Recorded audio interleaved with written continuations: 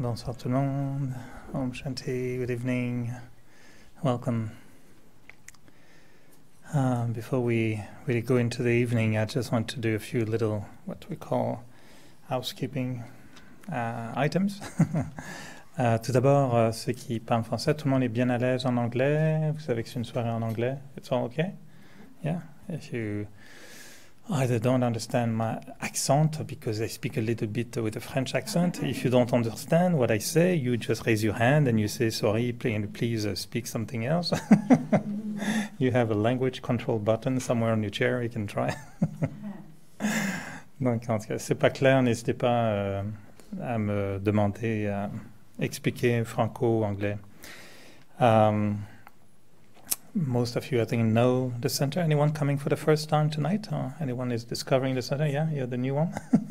I'll try to be nice to you and be hopefully it won't be your last time. I'll make an effort to not say everything. But I know you have a good friend to bring you here. So my name is Eric, and lovely to meet all of you. We have quite a few programs actually coming up in English as well, and one of them is probably our biggest guest this year in 2017, and his name is Ken O'Donnell. He's one of the oldest member of this organization, not from India. So he's originally from Australia, but traveled around the world, and now he's based in Brazil, but his area is the world. He's traveling constantly. He's professionally consultant and motivator on a big level, international level, speaking his business, encouraging, motivating, but with the spiritual approach that he has been developing with the Brahma Kumaris for the last 40 years, I think. He's now one of the main member of the Brahma Kumaris and what they call like a regional organizer. So he's overseeing all the centers in the Latin America. He speaks Spanish, English, Portuguese, Australian, Canadian, a bit of French actually. He speaks French as well. Hello, good evening. And so he'll be here. Yeah, I was wondering, why am I telling you about him? Because he'll be here. That's the point of talking to you about him. He'll be here Friday, November 17. So it will be a very special evening. And we advise you to come a little bit earlier because it will be probably totally full. He has a very interesting way of thinking. I mean, I'm a great fan of Ken. Every time I go in India, he's usually there also meeting all the international groups. And he's one of the most fascinating lecturers I've been encountering in my life. He wrote so many books, really. I think we have a few, but he's really someone I encourage you to meet. So Friday, November 17th. We have also something quite different just after that, 17th and the 24th. The next Friday, it's called Meditation Laboratory. Staying light and carefree. So I don't know if they give you guarantee you'll be like this, but it's an attempt. And so Tanya and Anne Christelle will host that evening, Friday, November 24th. And the next day on a Saturday, if you have any young adult that you want to encourage to be here, there's a young adult activity, Staying Cool. All right, I think old ones will try that as well. Should be good for everyone. All right, so that's the little announcements. We have the flyers at the reception, so welcome. Very happy to be here on a Friday night. I used to be here almost every Friday night a long time ago, but now the schedule has changed, so happy to come back in an English evening with all of you. The concept is to look at how to clean the self on a spiritual level. So I found it was a very interesting topic, a spiritual cleanse. I mistranslated it in the beginning and I was proposing spiritual cleansing. And Tanya was kind enough to say, it has a strange feeling, spiritual cleansing. It's like you want to get rid of all your spirituality. So spiritual cleanse was maybe a little bit more appropriate. And don't worry, it's not going to be, you're not going to be brainwashed, but not far from that. So But it's okay. We all need to have a little, washing happening from time to time in our head. Before we go into really the concept, because it will be a 3-part series, and before we go into it, suggest that we explore a little moment of silence together. And I'd love to share a few thoughts with you in a form of meditation. I'm sure most of you know the aspect of meditation here. What we suggest is actually that you sit very comfortably, very natural. No need to have a special posture. And I really encourage you to keep the eyes open. One is that you won't fall asleep if your eyes are open, unless you're really day walkers and what kind of call it, sleepwalker. So normally with the eyes open, you're awake, which is good. And the idea is to actually put your eyes in a kind of neutral mode. So it's not that we can blink, you just feel like you're daydreaming. So your eyes are just gazing nowhere. You're just focusing like this. Some may want to watch the candle, the flower, or something, your toes, that's fine too. Doesn't matter. It's just that we are aware. We're just not flying away, but we're just here. And we're going to concentrate. So I'll suggest a few thoughts for the meditation. But the trick is you have to add your own. You have to add a little bit of thought. So if I say I'm becoming peaceful, then you add one thought. Okay, yeah, I feel peaceful. And they try to experience what we're thinking. So let's start with a moment of silence.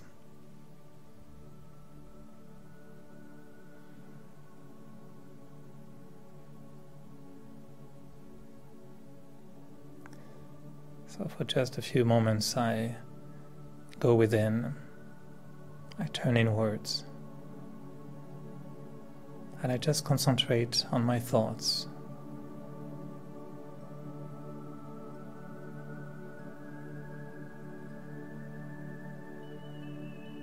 I start to think and use positive thoughts.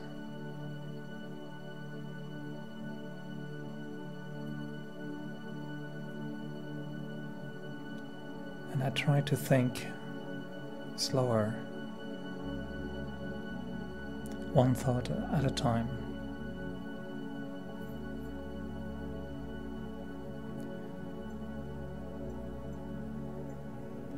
And I know I took some time today just to explore my inner being.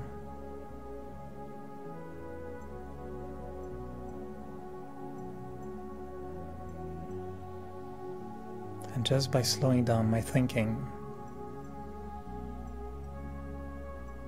breathing deeply,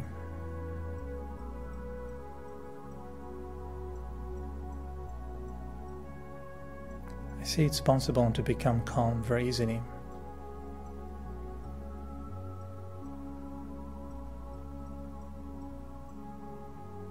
But more than just being calm, I want to explore my inner peace, my inner silence.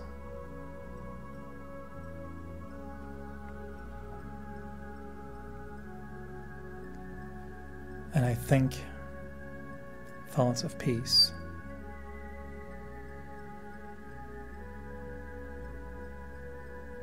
Knowing that peace within myself is a state of being. Peace is an awareness.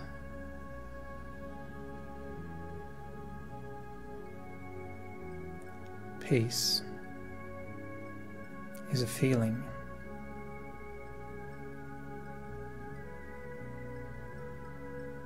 And peace is a power, a force within myself.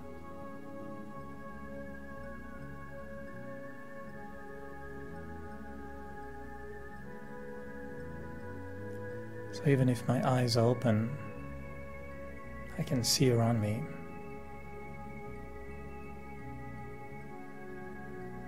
And I know I'm in a space of peace. And internally, I begin to create a state of peace.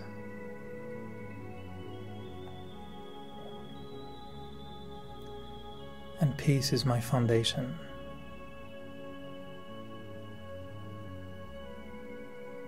When I am peaceful,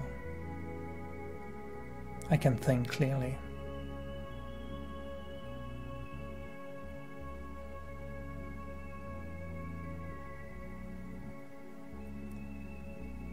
When I'm peaceful,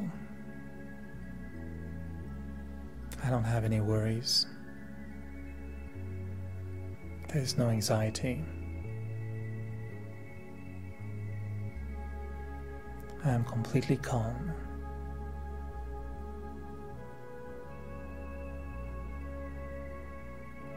And I know how to take a certain distance from everything else.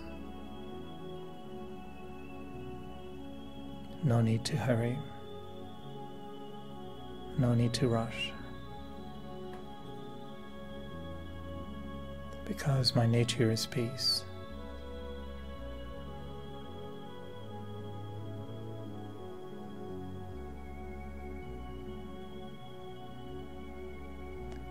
So peace comes into the mind,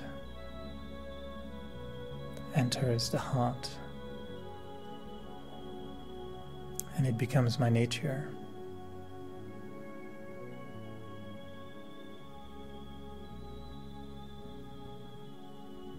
And just by taking time to create thoughts of peace, I nurture my nature of peace within myself.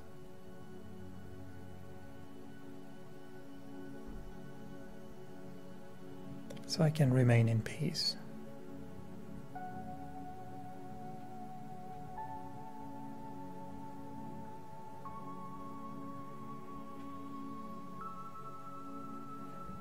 And even when the meditation is over,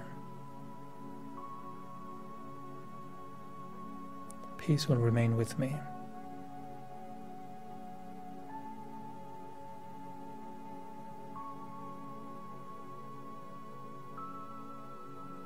So that peace becomes natural, a state of mind, an awareness, a value, and a strength, a power within me.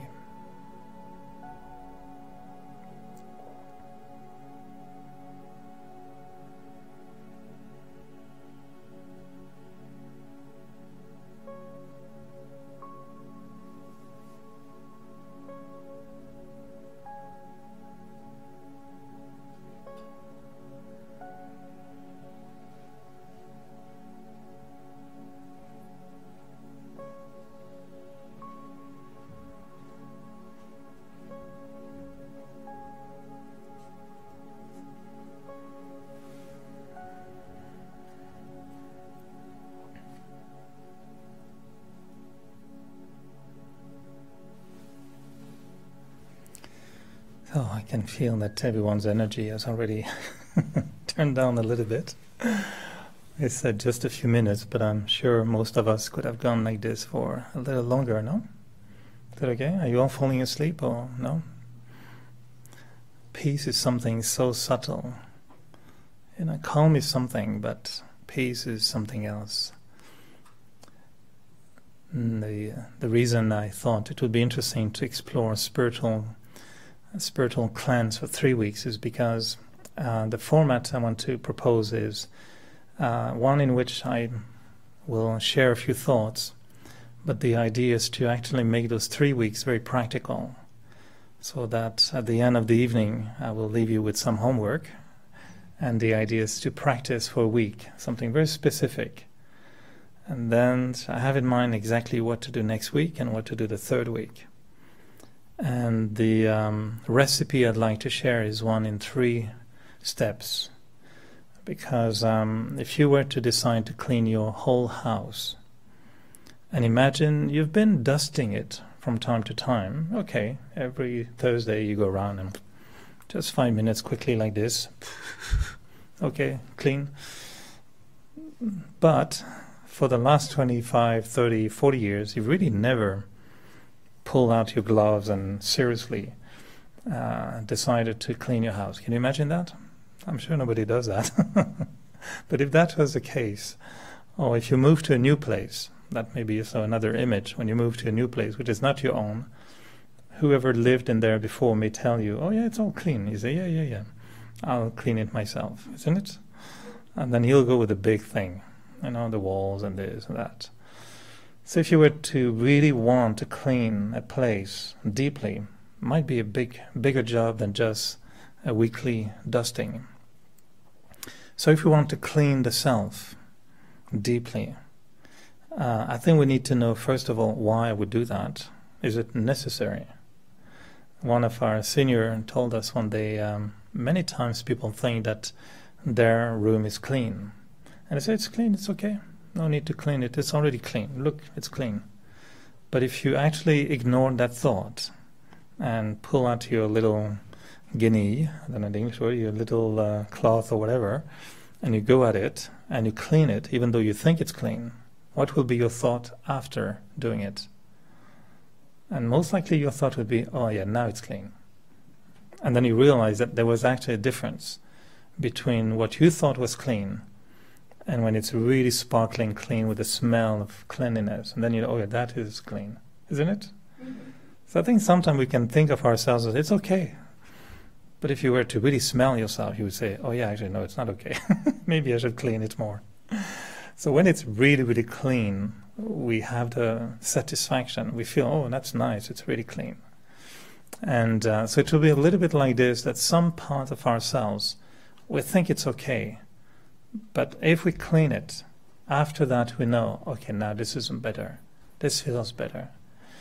And so first thing we need to know why I would clean myself. And secondly is, what am I looking for?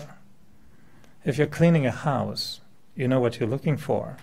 Dust, left behind items that may be under the bed or somewhere. Hopefully you're not looking for rats and mice and, raccoons. I hope you don't have that in your house. But some may have that, and that's a different type of cleaning. If you live in the countryside, you may have a little problem with the mice. If you are in a city, you might have a little problem with bed bugs. Is it how you say that? Terrible thing to have. You don't want to have bed bugs, right? And that's hard to clean. Or, infestation of something, cockroaches, something. So what are you looking in yourself? What are your spiritual cockroaches? Or what's your spiritual mice? Or what's your spiritual dust? And the items that have been left in you for a long, long time, that you never really picked up and never put aside, because you just thought, it's okay, it's there. Some people live in a state, in a condition which is quite amazing sometimes. And part of my job for many years as a reporter, I would go to many places.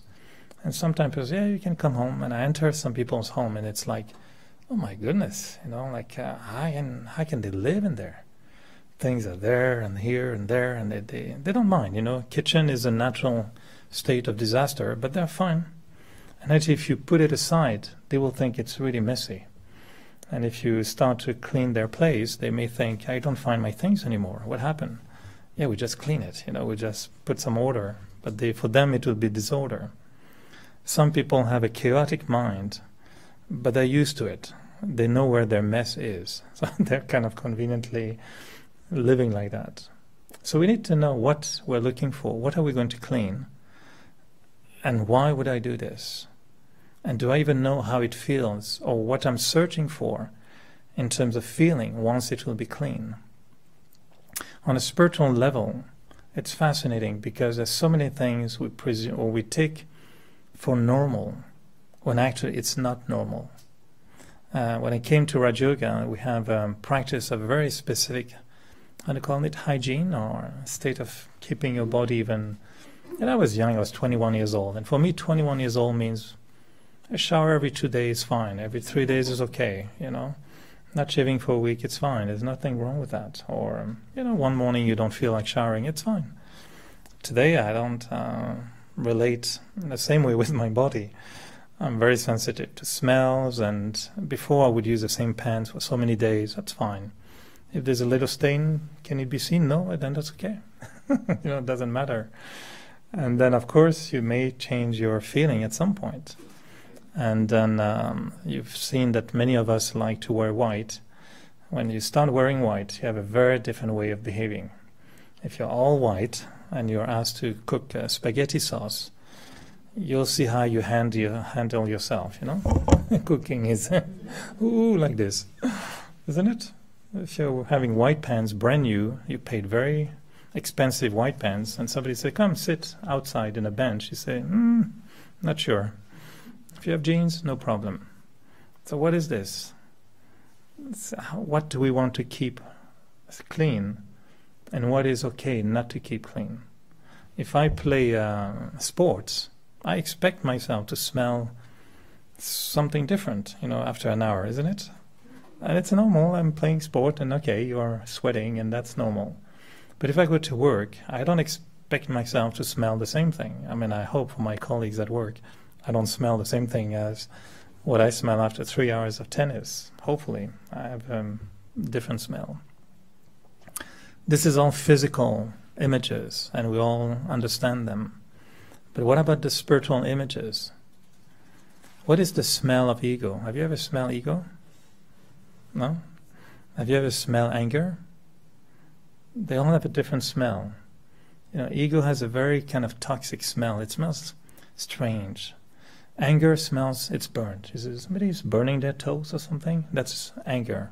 Doesn't smell the same thing. Attachment may smell a little bit like glue. It just smells like gluey. Each different aspects of our personality, if you want to play with it, you could say they have a smell. They have a different flavor. On the spiritual dimension, we don't talk about smells, we talk about vibration. And people who have very specific attitude generate a very specific vibration. And sometimes you don't know what's going on in the head of someone, but you just feel not getting too close. You don't know why, but actually because I, the spiritual being, I'm picking up vibration from the other person, unknowingly. Some people you're not comfortable with. It's nothing to do with the clothing or the physical smell. You just don't get it. It's not nameable. You can't put your finger on it, but it's a vibration. So it's a spiritual situation, exactly like on a physical level. So what we're looking for, actually, what really can be removed from the self, we call it like from the soul, we have different things. We have, for example, weaknesses, defects, and vices. Do you know that? These are like your inner monsters you want to start cleaning. Defects, weaknesses, and vices. Best word we can find is vices. So they're different. To have a weakness is one thing, to have a defect is something else, and to have a vice is something else. It applies to a house. A house can have a weakness, can have a defect, can have a vice. A vice of construction, or hidden vice as they call it sometimes. So the self is supposed to operate properly in life. We're supposed to have relationship with each other, loving relationship. We should be able to handle situation. We're supposed to tolerate. We should be equipped. Normally when we come into our physical life, normally we should be equipped with a whole box of tools to handle life. But what happened is that suddenly some of those tools are defective. There's a little defect. They just don't work well. They're there, but they have a defect. They don't work well. So you have to force a little bit more. If they have a weakness, then they break. That's a big problem. If they are just not working well, that's one thing. But when they break, that's another thing. And if they have a vice, that's really, because every time you use it, instead of doing what they're supposed to do, they do the opposite. Well, that is really not nice. If you want to do something with something and it does the opposite of what it's supposed to do, then we say it's vicious. It's really not well. It's really not good. So on a spiritual level, we have weaknesses, defects, and vices. Of course, we have strength, we have values, we have abilities. We have the opposite. What we want to clean is those three elements. And what they create is, a dysfunctional situation in life. One person who has a lot of defects, it will show at some point, and other people may start to comment about it. A person who has weaknesses, that's okay. People, we might tolerate weaknesses. And those who have vices, then they got into a lot of trouble. Because, no one, I don't know if that's the right word, but if, you say someone is vicious, it's not a good term. We use that for dogs, no? A vicious dog. Mean, dangerous, can really hurt yourself. And we don't dare, you would never say to someone, you're really vicious. And I don't think it's a nice thing to say to someone.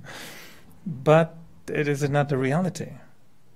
That someone will kind of create a conspiracy or kind of plan giving you trouble and pain. What is that? It's not a defect. It's not a weakness. It's really a vice. It's not a good thing to do. Someone who tortures somebody else mentally, this is way beyond defect and a weakness. This is a vice. Someone who hurt everyone because of their anger, and they burst into anger and they hurt people badly. This is not a weakness. It's not a defect. It's a vice. Might be a better word for it. I don't know. It's the word we use sometimes. A vice, like opposite to virtue. Peace is a virtue. Kindness is a virtue. Mean, hatred, these are vices. And we think it's normal. Because, everybody has them. So it's normal. So we don't pay much attention. And when we clean, we dust everything. But the vice, it's there anyway. What can I do? I got it from birth. I don't know. Must be from my parents. And we live with them. But actually, it's like, feeding your mice at home and says, I want to clean it. Oh, the mice, I'll just give little cheese and it's okay. Well, then the mice will be bigger and then it will just keep growing. So our vices, they're very, malicious. They really hurt, they're toxic. And the theory in the philosophy of Raj Yoga is very simple. It's very, very simple. And it just says that any form of suffering in life, any form of suffering, comes from actually the presence of a vice in the self. And any form of happiness, pure happiness, spiritual happiness, will come at some point from the presence of a virtue. And I'm not talking about pleasure, because there are many pleasures that come from vices too, but happiness is a different thing. Real happiness, the spiritual happiness, comes from virtues. Sorrow comes from vices. And so the reason why I want to clean myself is actually basically to be happy.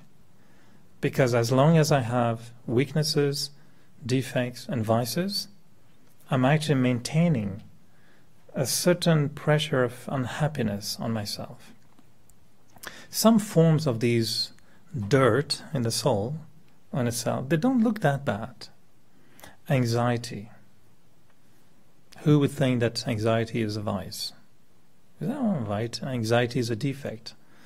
Yeah, but it's nurtured by a vice, which will cause the defect and which will make you perform with a weakness eventually, but the root actually comes from a vice. So when we have a weakness, it's kind of almost in just our abilities. You try to go to a meeting, you're late. Okay, it's a little weakness, you're a little bit not very punctual. A defect becomes really visible in my attitude towards other people. A defect means like it's really defective. So it becomes like behavioral, or it's an attitude, is it an English word? Behavioral? It's a kind of my behavior. It's visible. And the vice, the problem, it's in my value systems. It becomes really more like my deep feeling it really kind of contaminate the self from a very deep level, which makes me not just misbehaving or making mistakes, but it actually really creates a very negative feeling. And anxiety comes from that a little bit. Anxiety is a really negative feeling. Anybody enjoys being anxious? Do you go to a school for learning how to be more anxious? No. There's no school to be vicious. I don't think so. Have you ever gone to a course how to, become a more angry person? I don't think there should be any school like that. But there are many places to teach you how to be more peaceful. If someone has social anxiety, that comes from a vice also? Yeah, there's a vice within at some point, which will be there, because it's not a visible one, but it will be, for example, just ego.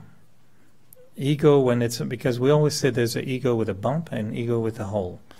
And so there's bumpy egos and there is whole egos. So ego of lack of confidence, lack of self-esteem, lack of self-trust, etc. But it's a defect in the ego, and it becomes a vice. An ego with arrogance and with pride and this kind of thing. This is ego with a big bump.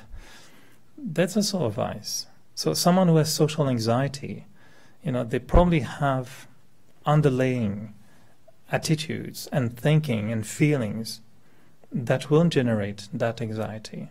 It cannot just be that they are victim of the environment, because the weaknesses, the defects and the vices come from an emptiness in the soul. If the soul is filled, and that's where we're going to get to, the 3 session is the bottom line is we want to fill the self with energy so that I can remove my vices. Then slowly I see my defects are becoming, abilities, and then my weaknesses become strength. But where it comes from, it's not just fixing weaknesses, defects, and vices. Because if you try, it's very laborious. You can't just fix every weakness. Every time you do a wrong thing, I have to correct it. No, it's like chasing after all the cockroaches in a house without cleaning the cause of it. So you have to find where they come from, and that's what we need to clean. So when we fill the self with a certain type of energy, then we will realize that vices will change into virtues. Weaknesses will change into abilities, and defects will change into abilities, and weaknesses into strength. And that's what we want. So the whole introduction to this whole series is for me to say what I'm trying to get rid of and why. And if that is not clear, there won't be motivation, there won't be determination, there won't be commitment to make a change.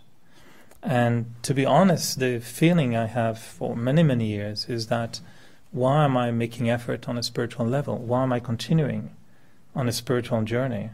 To be very honest, many times I just felt like, giving up and resigning and saying, can I just be like everybody else? Just go drunk on Friday night and, just switch off my head sometimes and stop trying to be better and stop not being vicious and stop trying not to have defects, and can I just allow myself to be human like everybody else? And the reason why I'm saying no to this is because in my case that means an unacceptable level of happiness and an unacceptable level of sorrow as well. So the motivation for me is nobody will make me happy.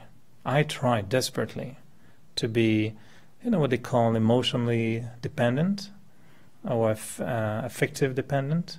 You just glue yourself on someone, thinking, can we sign a contract for a few years? You make me happy. Is that okay? Yes, I love you. Okay. You try that. And after a little while, you broke the contract. You made me unhappy today. You came late. Or you didn't show up. Or you didn't give me praise. Or you didn't,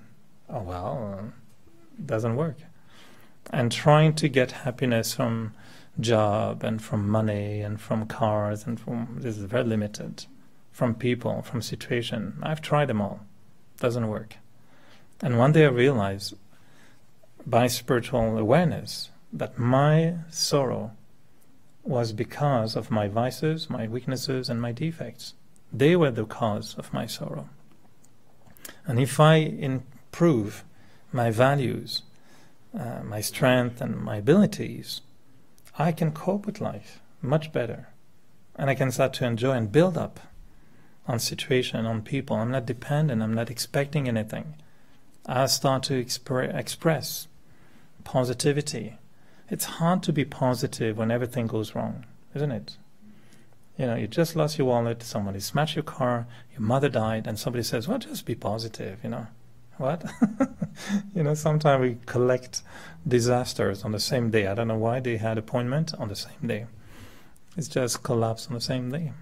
Then somebody says, just be positive. It's very difficult. We always say, easy to love somebody that you love, isn't it? Try to love somebody you don't love. That's a little bit more difficult. To be patient with someone you love is easy. To be patient with somebody that really irritates you, it's difficult. So what is this whole activity? It's based on my defect, my weakness, and my vices. And the whole purpose of spirituality is to bring spirituality in my life. So eventually, my vices turn into very beautiful values that become very strong and uncompromising. I start to create strength in myself, not weaknesses, and I create abilities. I create aptitudes that makes me function way better than average. So when a situation comes, I may even say, oh, good, and now I'm going to practice this a bit more. Okay, I'm going to improve my tolerance power. And one day a friend of mine told me, when I told her how humiliated I was because of this and the other, she said, but it's good to be humiliated. That makes you humble. I said, what? They said, yeah, if you're humiliated, it will increase your humility. It's a way to be acceptably masochistic, in a way. You can just accept to be, I have so many French words in my head, to be shamed a little bit, but that increases your strength afterwards as being humble. So situations are usually a way to make me move forward. We know that. But to practice it, that's a different thing. So what am I going to clean is very simple. Why am I going to clean it is very simple. I want to remove these so that I can increase my level of happiness. And what will be the ultimate experience is this feeling of freedom, that I'm not caught again into situations, into relationships, into happenings, into calendars, into anything. Because the more I'm happy, the more I start to feel that I'm owning my own self. The less I'm happy, the more I start to feel pressure from everything else. I'm not owning myself anymore. People start to own me. They're nice to me or not nice to me, it affects me. Traffic is good or not good, it affects me. Weather is good or not, it affects me. Food is good or not, it affects me. To a certain extent it's okay, but not such that I'm always feeling like I'm not free. So spiritual cleanse is really about, to me, removing certain notches a little bit on the head, just so that suddenly the river of happiness can start flowing, and then I increase my own sense of owning myself, and that is freedom. If anyone owns you, or if anyone controls your environment, that's not freedom, that's being jailed. You might be in a golden jail, but it's still a jail, still a limitation. Does this make sense so far? Or? It's a simple concept, right? So the first element I'd like to share for tonight is we're going to start with the self and the product we need to use to clean the self. Now we need to know, what tool are you going to use? You know, you have to imagine yourself, okay, I'm going to clean myself. What do I need? A brush, bleach, what kind of soap? You know, you need to find what are the tools you need to use for that cleanliness. And I would say the biggest tool which is going to clean the self is the intellect. Heart is very emotional. It's okay. We will come to it a bit later. But personality, my own vices and virtues, I'm making them like cleanable. But they are rough. They are quite a little bit complicated. So if you try to say, okay, from now on, it's simple. I'm going to remove my anger from now on. Good luck. Try. Let's talk about it tomorrow night. Most likely between now and tomorrow night, I can guarantee most of us will have anger to a certain extent. You might not recognize it as anger, but just so that you know, anger has little children. Impatience, intolerance, unacceptance, irritation, frustration. These are all the children of anger. They're produced by anger.inc. That's the production line of these things. It's anger. Ego has its own, but anger manifests itself in many, many subtle ways. And sometimes it's so subtle we don't recognize it as anger. But the bottom line, that's why I was saying anxiousness or irritation or some minor things actually come from deeper roots. And that anger is really what we say is something that burns the self. I don't want it to look negative, but I want to be realistic. Because we live in a world which is a little bit heavy and cruel and crazy, I think, if we can say that. And we're just, by the way, that close to blow it up. So that we can be realistic, right? Paradise is on earth, but in danger. And the cause of all this is individuals and populations that basically have been expressing vices to such an extent that for greed, for anger, for ego, for lust, for whatever, they've just destroyed it. I mean, I won't go into news because that's the field I'm into, but I mean, isn't it depressing what we're hearing today? I mean, it's good that it comes out in a certain way, but all these, accusations and, revelations, it's not glamorous. This is not the good side of human beings. But don't need to give you a little draw something to show you where it comes from, right? There's vices underneath. It's really wrong. It's more than defects and weaknesses. These are very vicious things happening in the world. So just to be realistic, what sometimes I like to think is that if you think of anger very quickly, it's fire. Ego is, we call it asphyxie, is it English? Suffocate. Like you gas, it's because of gas. Ego just goes into your lungs and it creates like a gas that makes you crazy. Attachment is drowning, going into the water and you drown. That's the because they're connected with elements. Anger is connected with fire. Attachment is connected with water. Ego with gas. Greed is lust is with earth. Lust is more like indulging when you lose control of your senses. Sex lust, money lust, power lust, so many forms of lust. And it's earth at the time. And greed, we say it's in the air. You smell chocolate? Nice chocolate. Greed catches you by the nose. That's what we say usually. So usually, greed is actually strangling you. It's stopping you to breathe. You can't breathe. Ego is creating, you're asphyxiated and you die with crazy gas. That makes you crazy. Ego makes you lose your own self. And lust is you get buried alive, which is not very nice. Anger burns you, and finally you're drawn with attachment. You like vices? They are killers. That's what they are. They're just killers.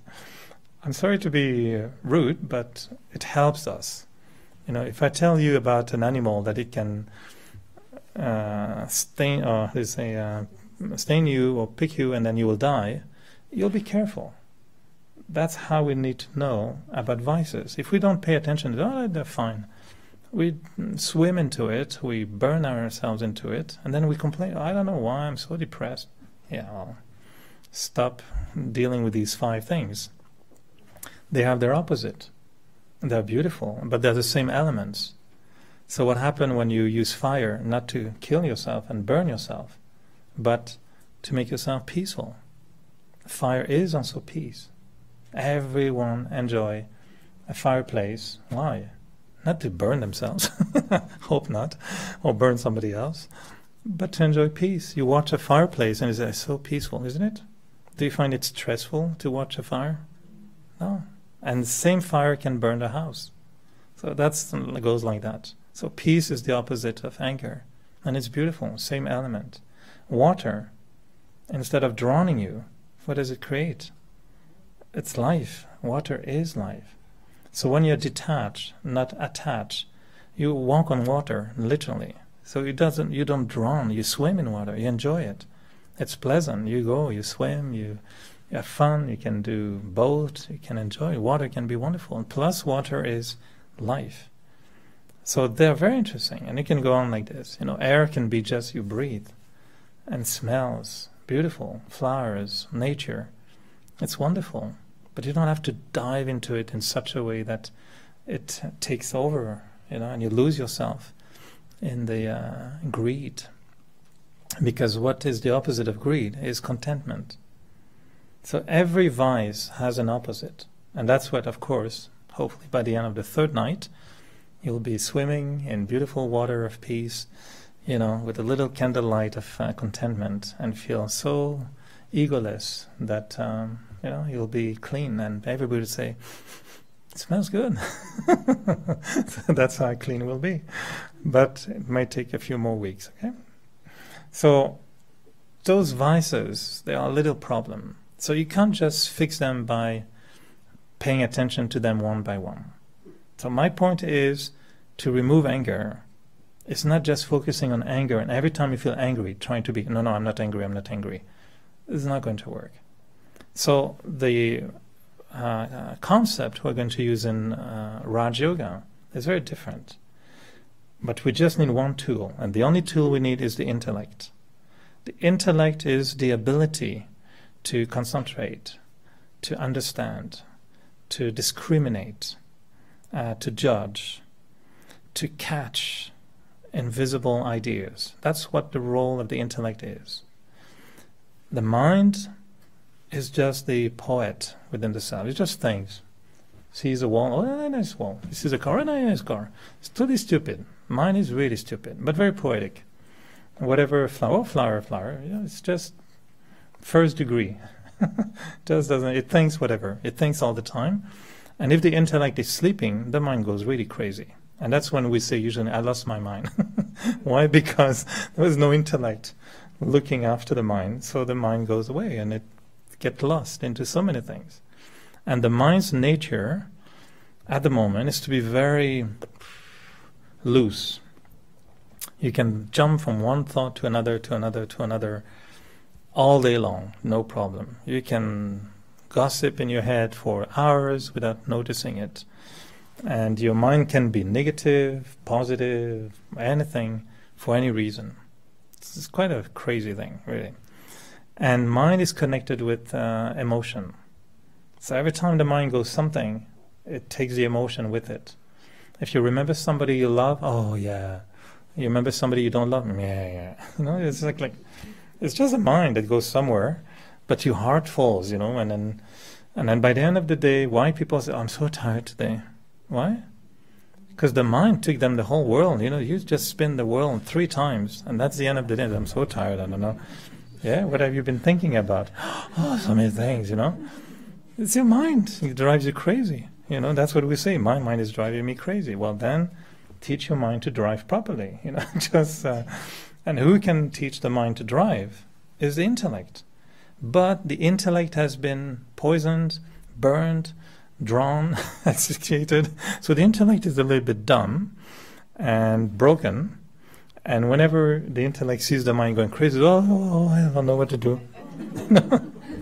And so the intellect says, I don't know what to do. Let's watch a movie. Maybe I can concentrate. And the intellect just searches for any reason not to have to deal with the mind. So it will take a glass of alcohol, it will take a drug, it will take a movie, it will take engrossing into a conversation. Oh no, there's Christmas lights. And then it will engross into conversation, into gossiping, into food, into anything, you know. Just so that don't let me deal with my mind, it's driving me crazy. And every time the intellect starts to control the mind, then the mind drives the intellect crazy. So both of them are crazy, you're twice more tired, then you really go to bed at that time. And so I'm so tired. Yeah, your intellect is not working and the mind drives everybody crazy. So what happened is that my doing is not that great at that time. You know, you bang into the walls and you drive distractfully and you say things you regret and you eat not exactly what you should be eating. And you don't wake up at the time you should wake up, and things goes a little bit funny. So that karma, that action, suddenly becomes your personality, and it becomes a habit, laziness, carelessness, arrogance or whatever. Then your behavior start to become dysfunctional because there's no one driving it properly. So when a situation is negative, we quickly become negative because the intellect doesn't know anymore how to tell me, hey, stay calm, nothing wrong, it's okay. The intellect is saying, no, it's not okay, it should be different. And the intellect is lost. It doesn't have power to discriminate, to judge, to concentrate, to understand, to be wise. It's losing all that. So it's losing its abilities, it's losing its strength. Why? Because the vice has creep in the soul. So to clean this, and I hope I'm not making everybody totally depressed and thinking, oh my goodness, this is like, I thought it was just a nice evening to come and feel good about meditation. Oh my God. Let's call the fire truck, to clean it. I'm not going to call a cleaning lady, I'm going to call the fireman. This is maybe bigger than I thought in terms of cleaning. So no, don't worry. The tool is okay. I just want to tell you, the tool is the intellect. But the intellect has to wake up. The intellect has to regain its strength so that it can start to tell the mind, hey, listen, you're going to calm down. And you, behavior and attitude and personality, we're going to start reordering ourselves here. It's a spiritual cleaning. So the intellect is what is required to be able to get strength. So how are we going to change the intellect? Of course, it will require a new diet. The cleaning of the intellect starts with a new diet. The intellect has the image, or is exactly how what it eats. Tell me what you eat, I'll tell you who you are. The intellect, look at what you're eating, I'll tell you how strong you are. And if the intellect, what's the intellect's food? It's thoughts. Intellect only consumes thoughts. And that's where meditation, not to go back to the meditation course, but meditation is creating positive thoughts. So I feed my intellect so it can regain strength. And if I think positive for a whole day, at the end of the day, I can guarantee you, your intellect will be stronger and will feel good. And you will say, are you tired? No, I'm not. I'm fine. Actually, I'm really enjoying. Why? You just had good thoughts all day. We know it. This is not a belief system. This is a practice. Ask anyone who's meditating here. We know it. If I let my mind go crazy all day, I'm tired in the evening. If I pay attention to my mind and I create beautiful thoughts, my energy levels goes high. We know it. We've practiced it for many years. So we have to generate positive thoughts, pure thoughts, beautiful thoughts. And the method we use in Raja Yoga is very simple. The tool is the intellect, but the product we're going to use is called soul consciousness. And the only ingredient we're going to use, you hear a lot today about mindfulness, right? Mindfulness meditation. It's great. It's a very popular one. The one we practice in Raja Yoga is called soul consciousness meditation, which means I'm going to focus the intellect on the soul. That's it. I'm going to tell my intellect, think of the soul, see the soul, focus on the soul. instead of everything else. Connecting with the soul, connection is called yoga. So it's a yoga with the soul, being in touch with the self. And it's another way of phrasing what most people say, being in touch with yourself, knowing yourself. Thou shalt know myself. My inner child, my third eye. These are all the same thing. They're all connecting with what? Think of my true self, my inner self, my real self. And what we say in Raj Yoga is very simple. We say we're not the body. It's great to have a body. We wish everybody to stay in their body as long as you can. That's a good idea. We don't recommend to switch body with your friend. This is not a good idea. You stay in your body. That's good. But I'm not the body. What I've been using in my thoughts for my whole life has been what? I am. For my whole life, I think we've been saying I'm a man. I'm Canadian. I'm 20, I'm 30, I'm handsome, I'm not handsome, I'm big, I'm not. We have been using the I. In English, it's interesting because I is the I and the I, me. Same sound, but it's very connected. What do I see? I see me in the mirror. I see myself in a mirror. This. How do I look today? Okay, I. Did you see, do you know her? She has crazy hair. Oh yeah, her, okay. Okay, that's it, Just by the hair, her. That's how we've been putting ourselves into that box. I. Then eventually sometimes say, oh, she's very nice. Yeah, she's nice. Who's that? Oh yeah, her, okay. It's terrible. And we're just with this I of the body. And then we start to think, oh, I'm getting old. Say, oh, I'm getting old. Who has never said that? Oh, I feel tired. Try one day to say, I'm not tired. Oh, my body is tired. That feels much better. Because it's not I am tired. It's my body is tired. If you're running out of gas in your car, do you say, oh, I'm out of gas. I need gas. That's what we say. Let me go gas. Well, can we say maybe let me go and put some gas in my car? That would be a little bit more accurate. It will be more like realistic. So the I has been used for the body a lot. And that's what we call body consciousness. We think of the self as a body. We see others as body. We think of others as bodies. We don't say that, but this is what it is. To see someone as a woman is body consciousness. To see them as a soul in the female body, it's soul consciousness. And both are real. And both are going to create different feeling. If I just see a woman, it creates a certain feeling. But if I see a soul, it's different.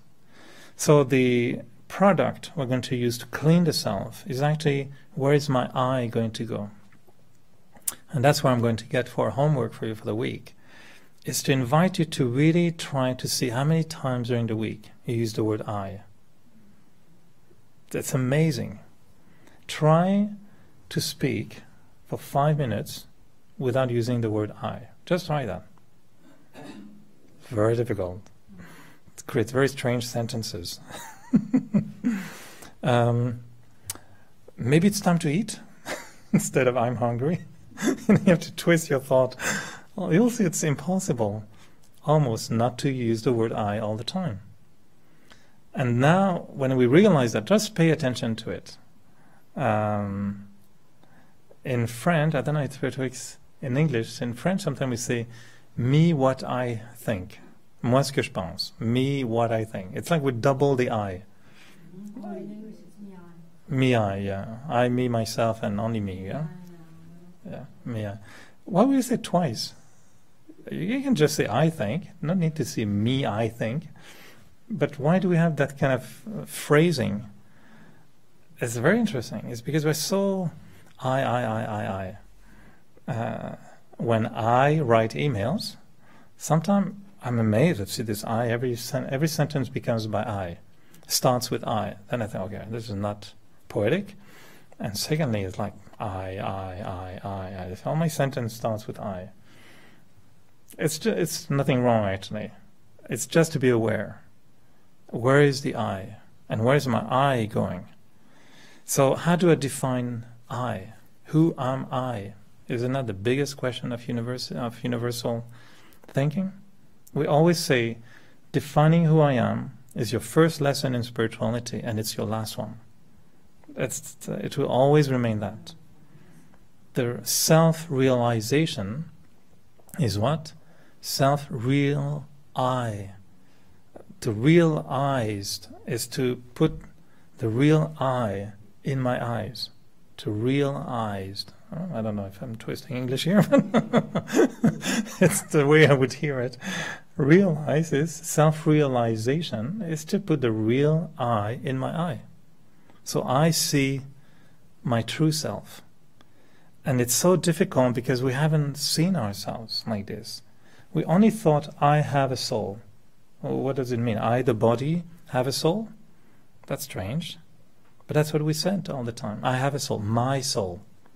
It's not that my soul is like an organ, like my stomach, my feet, my soul. No. Real I world? Real I nation or real I world? Yeah, it could be. You can play with them. Enjoy the cooking. Enjoy the cooking. Keep going with your different sauce. I realize. I didn't realize, So how do we see ourselves? And the deeper level of cleaning the self is if I see myself. Let's say I can convince you today. I'm just improvising here, okay? So imagine I'm a psychic, okay? I'm very, very big psychic. And we all believe in rebirth. And I say, oh, I know you. You were, I don't know, I have to find a character in life that was good. You were Mahatma Gandhi. I know you. Yeah, you were Mahatma Gandhi in your previous birth. Maybe not possible because you were born, whatever. If I were to convince you that this is you, I know it's dangerous. Some people believe they are Christ, and it doesn't work very well. But but if I were to make you believe that your real self is actually somebody incredibly wonderful, it might change your way of being. There's a very simple story that I've told it a few times in different classes, but it is a story of this monastery that was going bankrupt. And it's very expensive. Think of Mont Saint-Michel in France or some very luxurious place, but they have a trouble. It's going bankrupt. Nobody comes to the mass. Nobody puts money. They don't pay. It's getting cold and roof is falling apart. So the few little monks that were left, they say, hey, come on, what do we do?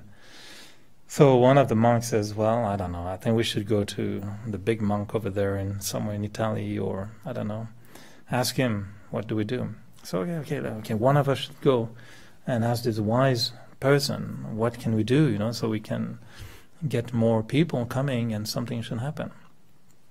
So he went all the way with his cane, for days and days and days, walked hundreds of miles. I'm just making up the story differently today.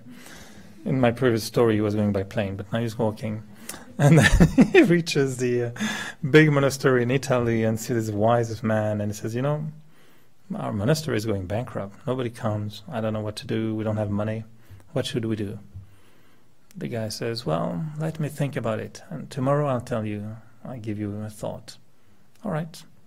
Next day he comes and see him, and the wise old man says, I thought about it deeply. And actually, I don't know.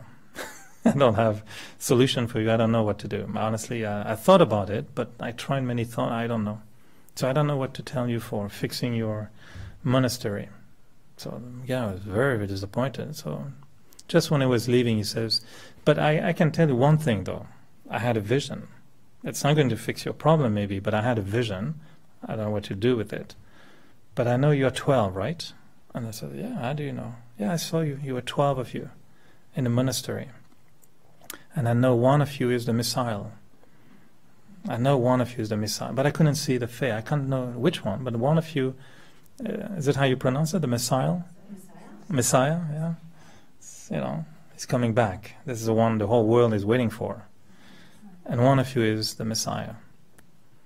Well, he said, well, I don't know what to do with that. So he walked back and goes to his 11 other guys says, well, you didn't give me any check for sure. Didn't tell me what to do with the roof and how to bring people back, but he says, apparently one of us is the Messiah. So what? He did tell you who? Which one? He said, no, you couldn't see which one. It's one of us. And so you can imagine the rest of the story. What happened is that those 12 people started to completely change their thinking. Thinking, maybe it's him, maybe it's me. They didn't know. So what they started to do, without trying to, in case you're the Messiah, I'm going to be nice to you. And they started to live together with such a different vision. So I'm getting there, their eyes looked at a different eye in each one of them. And what they saw was the Messiah. It's a new twist. The Messiah showed up in every eye. And they saw every eye in the Messiah. So what happened is that they started behaving with each one of them with so much love, so much respect. Like suddenly everybody was a saint. And they started treating each other like the most amazing person in the world. So the few people who were coming to this monastery started to see that. It is incredible. Look how much love these people, how they talk to each other. Something is special here. So then more people started to come until it became so famous that these 12 people are incredible. They have such an amazing behavior among themselves. So then, of course, monastery became so famous that they finally could fix the roof. And they never knew who was the Messiah. They all died, by the way. No, just so it's a simple thought, but to show you that the real cleansing, the real cleaning of the soul is changing how I see myself. And it's not, in the beginning it's strange, like if I were to convince you that you're actually someone who always make other people happy. So, yeah, am I like this? You don't know? Yeah, have you never noticed? Every time people come to you, they're always feeling much more happy. You know? And if you're convinced of that, you start to see yourself like that. Actually, I'm just joking because I was told one day by the receptionist at where I used to work many years ago. And that receptionist one day told me, oh, I'm so happy to see you. You know, you're the only one in the whole building who's always smiling every day when I see you. You're always smiling. It makes me feel so good. I thought, am I smiling every morning? Suddenly it became a pressure. I don't know if it was true. But from that day on, I started smiling every morning because I had to defend my reputation. Oh, I'm the only one in the building smiling every day. But it became a specialty. I started smiling every morning, more consciously. So maybe I was doing it before, I don't know. But certainly from that day on, I did it every day. So what was that? It was a blessing. She just gave me a blessing. She saw it in me. Maybe it was true, maybe it was not true. But what she saw in me became powerful. I became that. Still today, when I go to the building, I always remember that. I always keep smiling. Even if it's a receptionist, say, hello, how are you?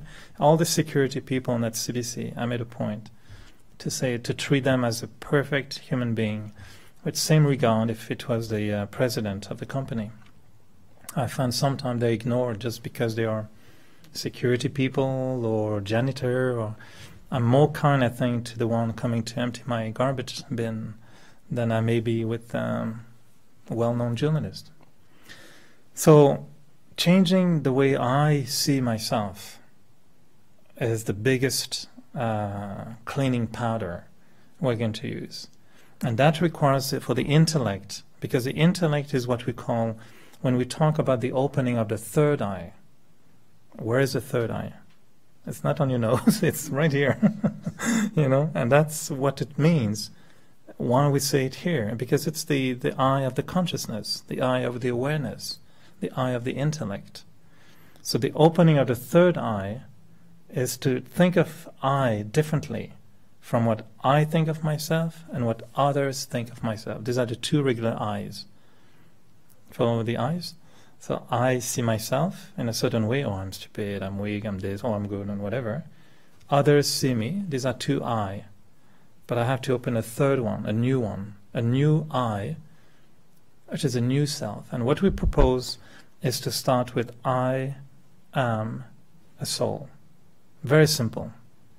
I am a soul. Because we never thought that way. We always thought, who are you? Oh, I'm Canadian. I'm this, I'm the other. But we never really said, I'm a soul. If you are stopped by the police because you speed, I advise you not to respond that, right? He says, who are you? I am a soul. No, not at that time. Their custom in entering USA, and if a tower goes down and you go, no, don't say I'm a soul, And these don't say I'm a powerful soul. Yeah, okay. But we can think that way. Maybe not say it today, but I am a soul. It changes my awareness. Because you will have to answer afterwards, and that will be coming up next week. Okay, what kind of soul am I? If you say I'm this human being, you can tell exactly what it is. Your age, your country, your religion, you know it. But if you say I'm a soul, where is the soul coming from? What kind of soul are you? Are you a good soul? Are you an old soul? Are you a crazy soul? Are you a broken soul? What kind of soul are you? Don't know. And originally, what soul are you at the beginning? Is there a beginning to a soul? It's a different reference. If the soul were to have a passport, it would be very different. What picture would you put? To us, that's what we like. This painting is actually, we used to have a leaflet a long time ago with something like this on front. And the slogan was, if you could see yourself, if you could see your true self, this is how you would look like. We like to joke to say, if you remove your body for a moment, this is what is left. If you go out of your body, you'll just be an awareness, energy. And so the thought is that if I change how I see myself, and I start to think of myself as a soul, you will find that it's immediately when you say, I'm a soul, think about it, I'm a soul. It's not stressful. It's like you will feel that it evokes naturally unconscious original qualities. And what we will realized, the real I, is that the soul in its nature is peaceful, is happy, is pure, is generous, is benevolent, is gracious, is noble. That's the nature of the soul. If you were to say, I'm water, you will have to decide, what kind of water am I? But you know that the nature of water is pure. Unless you put something else, nature comes out pure. They call it pure spring water. No added, nothing added to it. Water is pure. Soul is pure. It becomes spoiled because we mix things up with it. But the nature of the soul is pure. Nature of the soul is good. So by saying I'm a soul, we are trying to reawaken ancient unconscious energies that are there within the soul, but that we haven't awakened. What we have awakened is the maple leaf in me. It's the Canadian hockey team in me by saying I'm Canadian. Then when you say I'm Canadian, you're invoking a whole shop of souvenirs behind you, with their colors and their style and Canadian flag and this and that. It comes with it, isn't it? If you say I'm Indian or I'm Chinese or whatever, it comes with a whole baggage. Chinese food and this and that, isn't it? So when you say I'm a soul, we're just not used to it. But what we propose is that thinking about it during the week, and I really invite you to just blindly try it. It's not going to have any side effect damages in your brain, don't worry. It's not going to, hurt you. And it's much better to think that than to waste your mind in any kind of other things. So why don't you try that? For 1 week, catch yourself when you say I. Even if you tell someone, oh, I'm like this today, just hear your I. Who are you talking about? And adding the word soul in my head sometimes. And particularly, I invite you to try when you go to bed, you lie down on your bed at night, and imagine here a beautiful pressure, and you just keep telling yourself, I'm a soul, I'm a soul, I'm a soul, nothing more. If you get bored with it because it's like asking you to eat baby food in the beginning, you might want to add some flavor. Then you just say, I'm a beautiful soul. I'm a peaceful soul. I'm a great soul. I'm a good soul. Okay, then that becomes more tasty. And get to the feeling of how does it feel to be a good soul, isn't it? To be a great soul. What does it mean in Hindi? Mahatma. Why do we call him Mahatma Gandhi? The great soul Gandhi, that's what it means, Mahatma. In India, that's what they remember. It's a great soul. Punyatma, a pure soul. They have plenty of terms for that. That's how we describe. In Christianity, it became like His Holiness. But it became a little bit pompous at some point, or, thank you, that word, hierarchical. So think about it. And our proposal is that having the thought, I'm a soul, I'm a soul, I'm a good soul, I'm a pure soul, I'm a peaceful soul. Just see how much it starts to fill the soul with energy. And the purpose and the goal that we're going to look at the next 2 sessions is when the soul fills itself with that pure energy, you'll see what happens. You won't have to pay attention to be peaceful or to be quiet or to be patient. It will come naturally.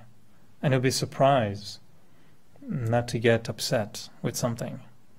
But you can't control the anger. You can only fill the self with something different. And when we fill the self, the soul, with that energy, naturally we'll start to feel that your body will be calm. Honestly, you'll feel your body is calmer. You'll walk slower. You'll do things differently. I always find myself, when I watch myself sometimes at home, and if I'm like this, I say, hey, Eric, calm down. Think. And as soon as I change my thinking, I enjoy sometimes just doing this. Taking a glass slowly and then enjoying. They call it mindfulness, be in the moment. You don't have to even try that. You'll be that. Because your mind is peaceful. The mind is free from negativity at the time. But it has to be filled with energy. And that pure energy is what we call soul consciousness energy. The original energy of the self. So that's the proposal for week 1. And the homework is just for the next week. Try it. Just regularly, just for fun. And even those who know each other, you just tease yourself sometimes. I, you, who you? Who do you think you are? Just play with it. I. Moi je qui? Play with it. That's the way it is.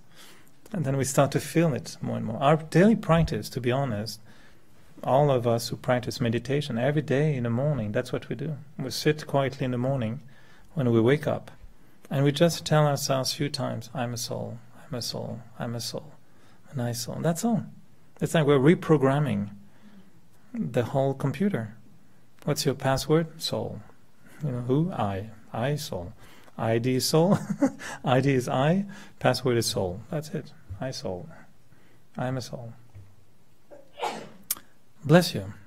That will come next week if you don't mind.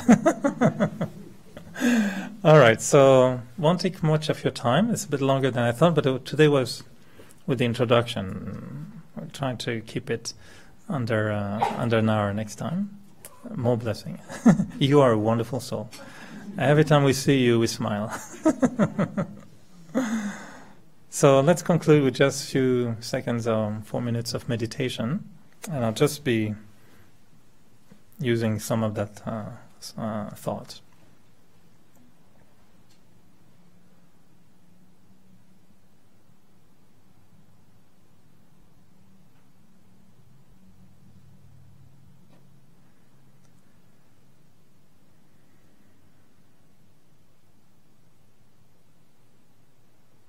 So going back into my inner silence,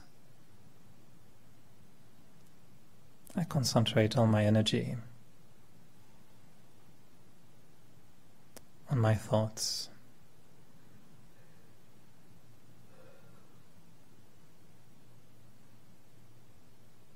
I use thoughts of peace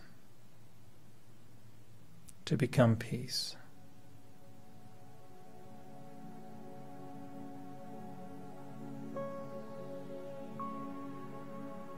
And I know that my mind has such a great power. But in order to focus my thoughts and to concentrate, I want my intellect to become alert, to become focused.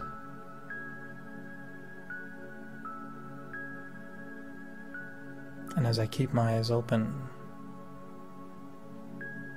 I can experience that in the center of the forehead there is energy.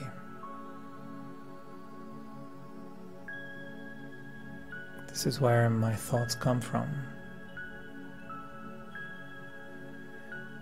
This is where I am, the soul.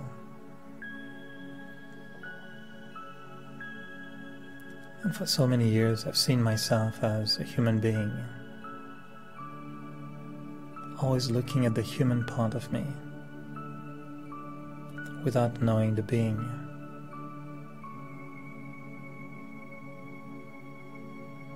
So I open my third eye, the eye of awareness, the eye of wisdom. And I think of myself as a soul, as a spirit, as a being.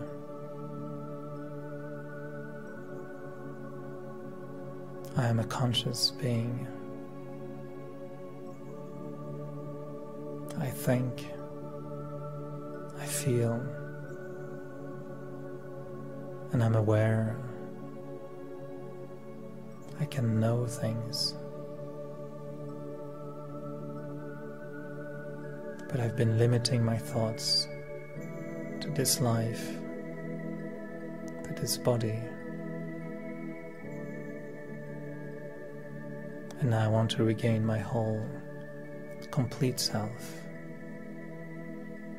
my eternal self, my spiritual self.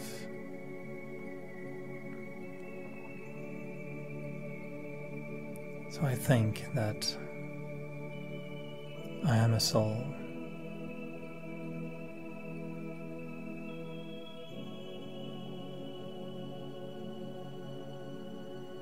I'm a peaceful soul.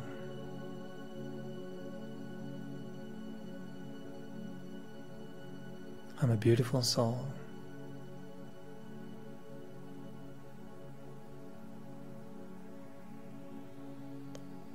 I'm an eternal soul.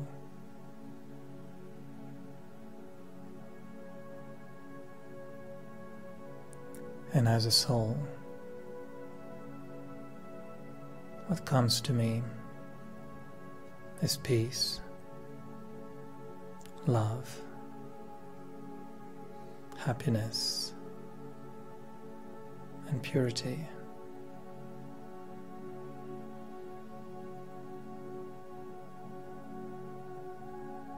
And so I want to regain my own purity as a soul.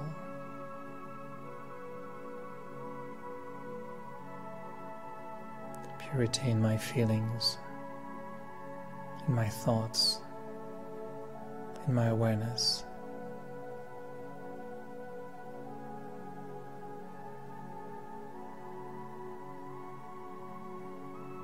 And that purity is my higher self.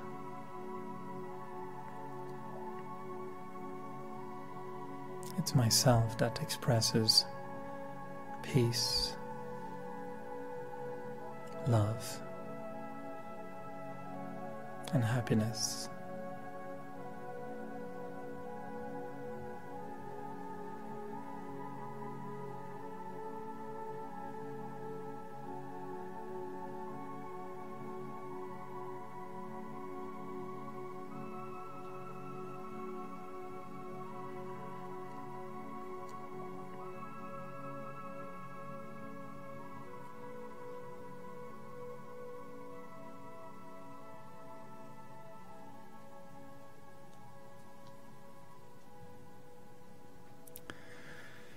Okay, so that's the deal for the week.